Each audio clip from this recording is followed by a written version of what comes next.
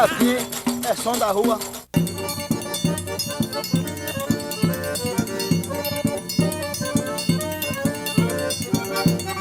Nós trabalhamos de carpinteiro, nós trabalhamos de pintor profissional, pedreiro, nós todos trabalhamos na parte de todo serviço, só não trabalhamos na parte de música não. Paulo, Sebastião, José. Ambrosino Martins da Silva toca o pé de bode.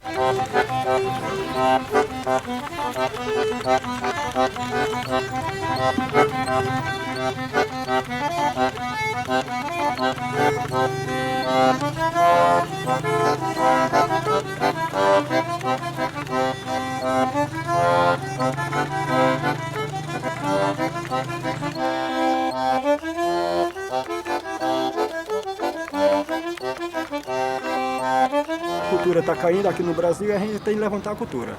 Ou com fome, ou sem fome, ou trabalhando. De qualquer jeito, a gente tem que levantar a cultura.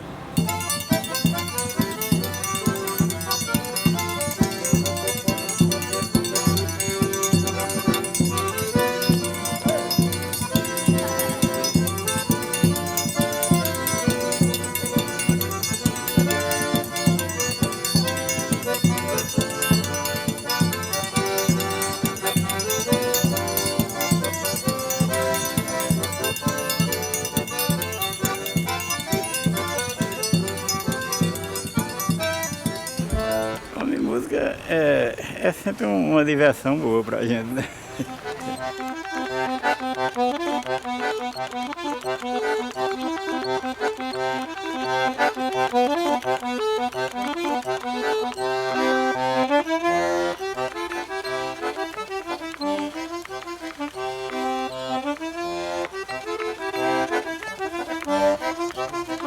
Aí eu estou em casa, eu vim de trabalho cansado, eu pego meu safoninho e saio todo aperreio.